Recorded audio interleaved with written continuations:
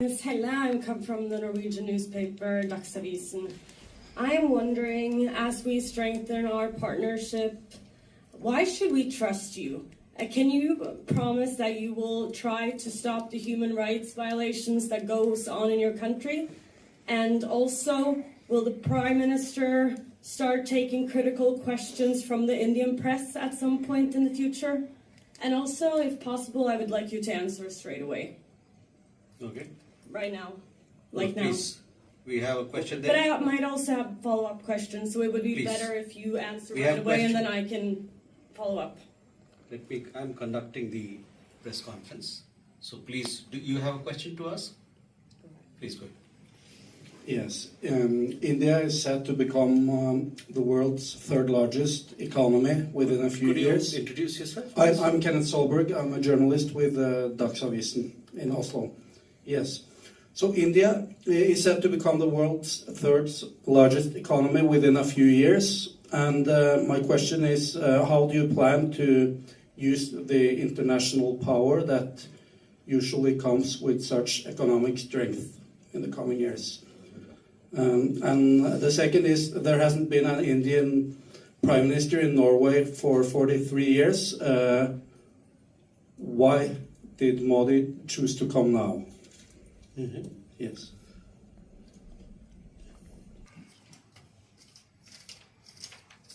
I had a question on...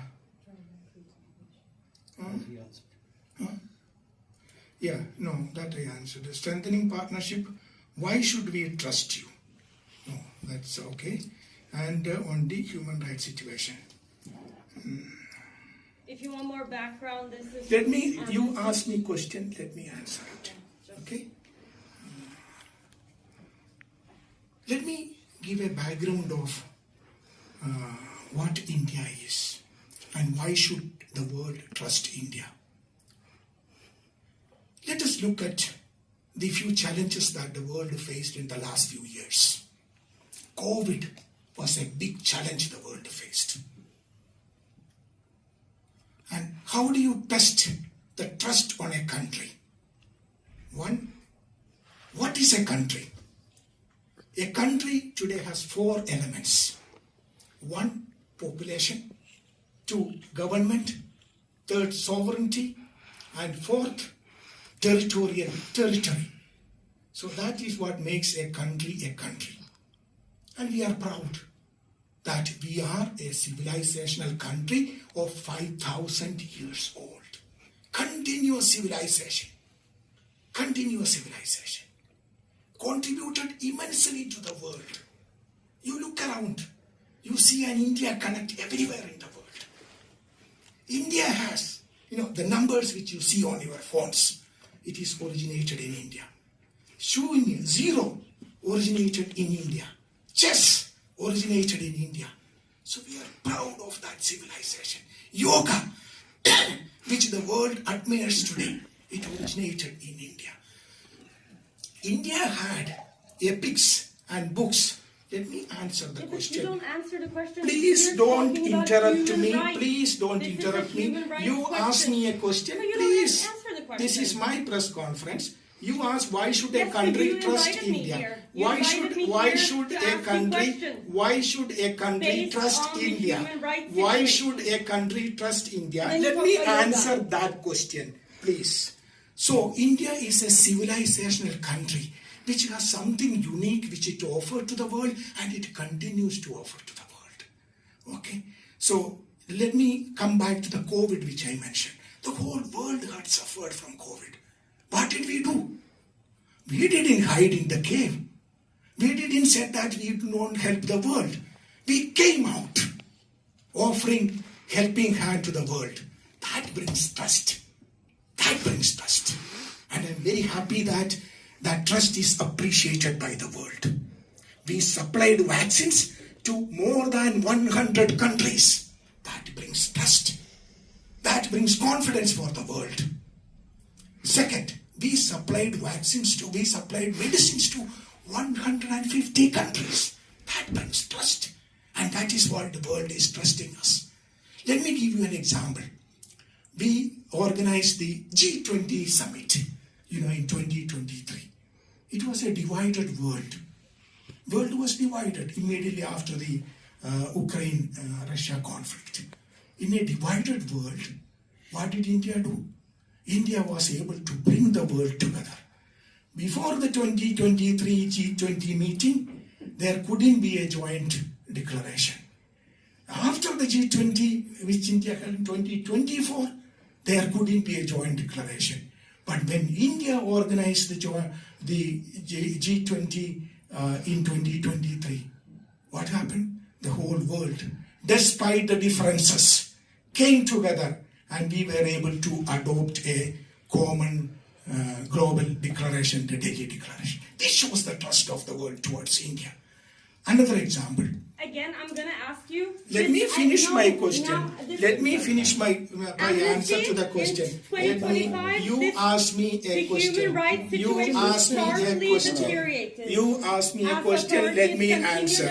You ask me a question. Let me answer.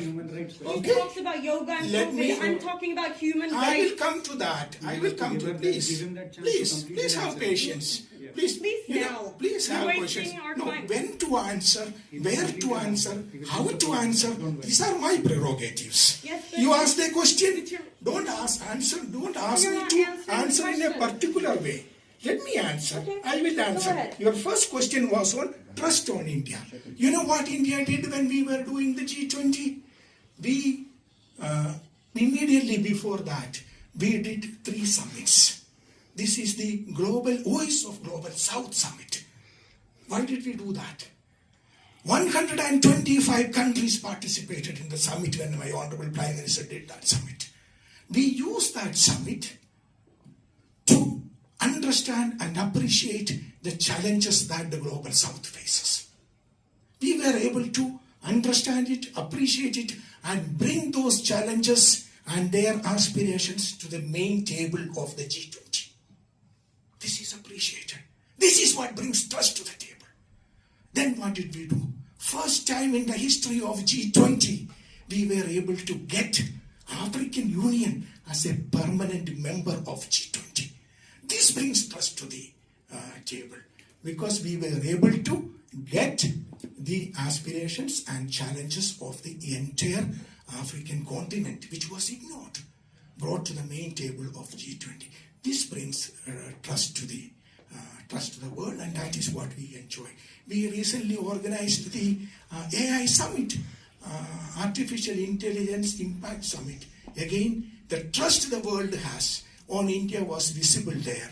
First time in the history of AI Summit, we had a summit where large number of 20 world leaders came and participated in it. What did my Prime Minister said? We want a human-centric AI, which helps the entire humanity. That is what India is, and that is what is appreciated by the world. That brings in trust to the world. Now she has left on the issue which she asked about human rights. Let me mention this. India is a country which is based on a constitution. India is the largest democracy in the world. Last time when we had the democracy, we had the elections in India, the participation was almost 1 billion people. That is the festival of democracy happened in India. And India is a country, very few countries in the world has that, where there is a peaceful transfer of power happens, and it happens in India. So India has a constitution, which I'm sure that some of you are aware of. It was established immediately after our freedom struggle. Again, a freedom struggle led by Mahatma Gandhi. Peaceful way, peaceful, non-violent. That is why the United Nations celebrate his birthday, October 2nd, and International Non-Violence Day. So we have a constitution. Let me just give you a summary of what the Indian Constitution guarantees today. The preamble of the Constitution, as you know, we the people of India, having solemnly resolved to constitute India into a sovereign, socialist, secular, democratic republic and give to its people what? Justice, social, economic and political, liberty of thought, expression, belief, faith scholarship, equality of status, equality of opportunity, integrity, dignity of the individual. This is what my constitution guarantees, and this is guaranteed through fundamental principles, fundamental rights, fundamental duties. A constitution which is respected by the people of India. Every day when a civil service examination happens, when an examination happens based on merit, when an election happens anywhere in the country, we are celebrating the constitution. This is the beauty of India, and we are so proud of that. So every human being in India has a fundamental right to go to the court if his right is infringed upon.